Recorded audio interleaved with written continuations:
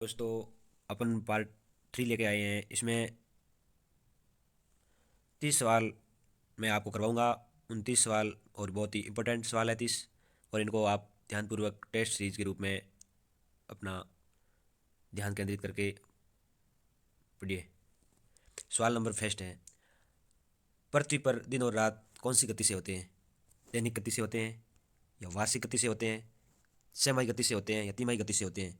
तो दिन और रात है जो हमें दैनिक गति से होते हैं। आंसर ए इसका सही होगा।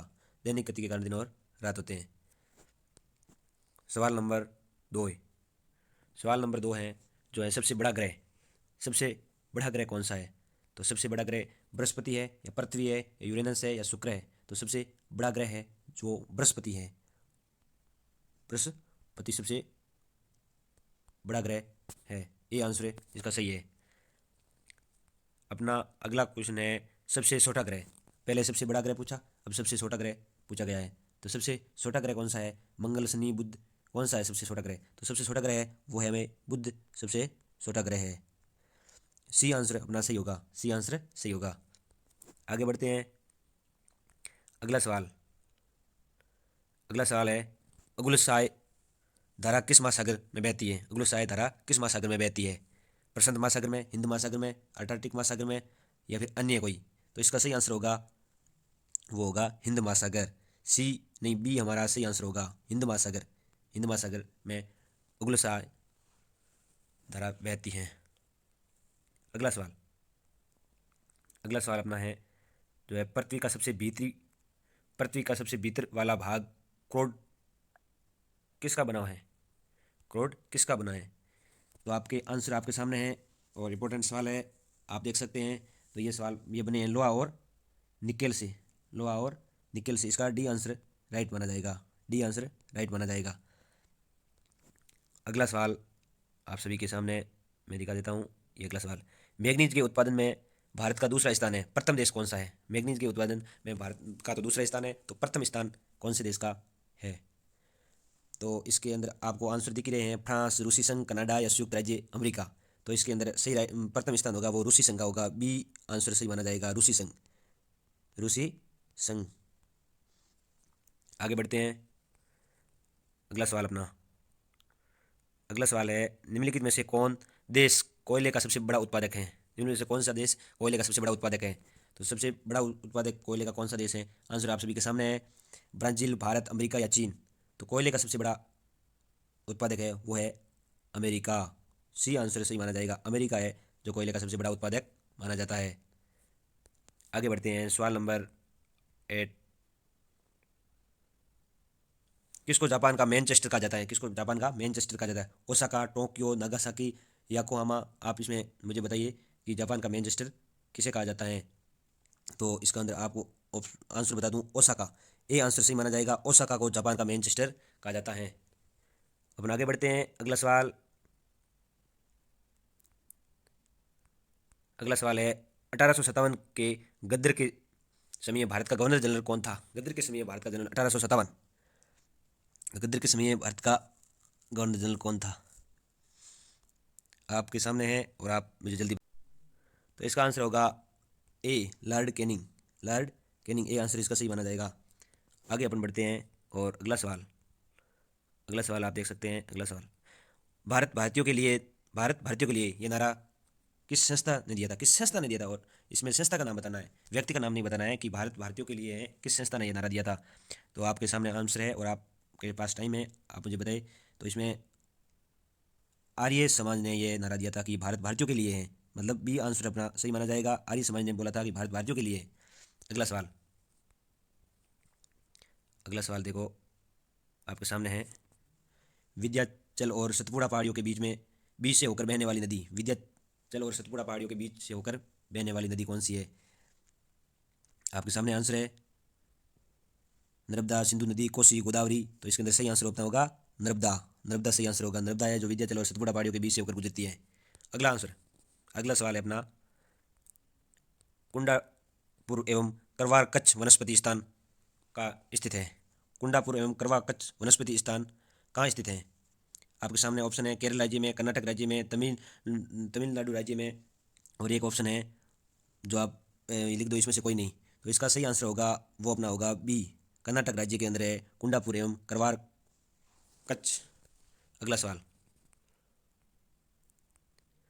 अगला सवाल देखो ये आपके सामने है। भारत की प्रथम बहुउद्देशीय परियोजना किस नदी पर बनाई गई थी? भारत की प्रथम बहुउद्देशीय परियोजना की बात की गई है। तो भारत की प्रथम बहुउद्देशीय परियोजना किस नदी पर बनाई गई थी? आपको जानकारी हो तो आपके पास टाइम है, आप बता सकते हैं। कावेरी नदी, गंडक नदी, गोदावरी नदी, यमुना नदी। तो दामोदर नदी, दामोदर नदी में बहुउद्देशीय परियोजना, सी आंसर सही माना जाएगा दामोदर नदी। दामोदर नदी पर बहुउद्देशीय परियोजना बनाई गई। इससे आगे अपन बढ़ते हैं और सवाल नंबर आपको दिख रहे हैं आपके स्क्रीन पर। मैं इसको सिर्फ, भारत में प्रथम स्थापित परमाणु संयंत्र कौन सा है? भारत में प्रथम स्थापित परमाणु संयंत्र, परमाणु प्रथम की बात की है तो आप बता सकते हैं तारापुरा परमाणु संयंत्र या केटेनोम परमाणु संयंत्र। तो आपको जानकारी हो तो आप बता सकते हैं। और इसमें मैं आपको बता देता हूँ कि तारापुरा परमाणु संयंत्र है जो भारत के प्रथम स्थापित परमाणु संयंत्र में शामिल है। ये आंसर इसका सही माना जाएगा, तारापुरा परमाणु संयंत्र। आगे बढ़िए। आगरा शहर को किसने बसाया था? अब आगरा की बात आई है कि आगरा शहर को बसाया किसने था? आगरा शहर को किसने बसाया था? सिकंदर लोदी ने, अकबर ने, बहलोद लोदी ने या शाहजहां ने? सिकंदर लोदी ने इसको बसाया था। ए आंसर इसका सही होगा, सिकंदर लोदी। सिकंदर लोदी ने आगरा शहर को बसाया था। आगे बढ़ते हैं अपन और सवाल नंबर 20। अशोक के शिलालेखों की लिपि क्या है? अशोक के शिलालेखों की लिपि क्या है? गुरुमुखी, ब्राह्मी, देवनागरी या हायरोग्लिफिक्स? इसका आंसर होगा बी, इसका आंसर होगा बी, ब्राह्मी लिपि माना जाएगा। बी आंसर इसका सही होगा, अशोक के शिलालेख की लिपि है ब्राह्मी। अगला सवाल, बहु निम्नलिखित में से किसका लोकप्रिय उत्सव है? बहु, बिहू, बिहू, बहु नहीं सॉरी, बिहू निम्नलिखित में से किसका लोकप्रिय उत्सव है? तो बिहू अपना असम का है, उड़ीसा का है, बिहार का है या बंगाल का है? तो बिहू है वो असम का लोकप्रिय उत्सव है, असम। ए आंसर सही होगा। आगे बढ़ते हैं अपन। विवेकानंद रॉक मेमोरियल कहाँ स्थित है? विवेकानंद रॉक मेमोरियल कहाँ स्थित है? ये भी इंपॉर्टेंट सवाल है और आगे आने वाले टाइम में ये एग्जाम में पूछे जाने वाला सवाल है। तो इसके अंदर आपको ऑप्शन दिखाना है। ऑप्शन 2 दिख रहे हैं और अगला ऑप्शन मैं आपको दिखा देता हूँ। और फर्स्ट ऑप्शन है अंडमान निकोबार, लक्षद्वीप और ऑप्शन है केरल और तमिलनाडु। तो इसका सही आंसर क्या है आप बता दीजिए। इसका सही आंसर है वो है तमिलनाडु, मतलब डी आंसर सही है, तमिलनाडु। अगला सवाल, महात्मा गांधी को राष्ट्रपिता के रूप में उल्लेखित, महात्मा गांधी को राष्ट्रपिता के रूप में उल्लेख सबसे पहले किसने किया था? सबसे पहले महात्मा गांधी को राष्ट्रपिता के रूप में उल्लेख किसने किया था? सुभाष चंद्र बोस ने, जवाहरलाल नेहरू ने या वल्लभ भाई पटेल ने या इसमें से कोई नहीं? आप बताइए मुझे किसने राष्ट्रपिता के रूप में उल्लेख किया गया था महात्मा गांधी को? तो इसमें सही आंसर होगा अपना ए, सुभाष चंद्र बोस ने महात्मा गांधी को राष्ट्रपिता के रूप में उल्लेख किया गया था, सुभाष चंद्र बोस। अगला, अगला है प्रथम गोलमेज सम्मेलन कहाँ हुआ था? प्रथम गोलमेज सम्मेलन कहाँ हुआ था? तो आपके सामने स्क्रीन पे पूरा सवाल दिख रहा है। प्रथम गोलमेज सम्मेलन कहाँ हुआ था? नई दिल्ली में हुआ था, लंदन में हुआ था, मुंबई में हुआ था, इसमें से कोई नहीं। आप इन चारों ऑप्शन में से एक चुन सकते हैं। तो आपको पता ही होगा कि प्रथम गोलमेज सम्मेलन लंदन में हुआ था। बी आंसर सही होगा, लंदन। अगला, देश का लौह पुरुष किसे कहा जाता है? देश का लौह पुरुष, लौह पुरुष देखो, सरदार पटेल को, पंडित जवाहरलाल नेहरू को, महात्मा गांधी को, लोकमान्य तिलक को। तो लौह पुरुष किसे कहा जाता है? लौह पुरुष अपने सरदार पटेल को कहा जाता है, सरदार पटेल, सरदार जी को कहा जाता है, सरदार पटेल। ये आंसर सही है। आगे बढ़िए। अगला सवाल है अपना, महात्मा गांधी जी को अंधनंगा फकीर किसने कहा था? अंधनंगा फकीर, महात्मा गांधी जी को अंधनंगा फकीर किसने कहा था? हिटलर ने कहा था या जिन्ना ने कहा था, चर्चिल ने कहा था और माउंट बेटन ने कहा था? किसने कहा था महात्मा गांधी को अंधनंगा फकीर किसने बोला था? ये बोला था चर्चिल ने। सी आंसर सही होगा, चर्चिल ने महात्मा गांधी को अंधनंगा फकीर कहा था। अगला, महात्मा गांधी निम्नलिखित में से किन से अधिक प्रभावित थे? सबसे ज़्यादा प्रभावित महात्मा गांधी किन से थे? आंसर आपके सामने है। इसमें सही आंसर होगा बी, बी आंसर सही होगा, लियो टॉल्स्टॉय, लियो टॉल्स्टॉय। अगला, महात्मा गांधी जी का जन्म हुआ था, महात्मा गांधी जी का जन्म कौन से सत्र में हुआ था? सन बता रहे तो आपको पता ही होगा महात्मा गांधी का जन्म। ऑप्शन दिखाने की कोई जरूरत नहीं है। तो महात्मा गांधी जी का जन्म हुआ था 1869 में महात्मा गांधी जी का जन्म हुआ था। अगला सवाल,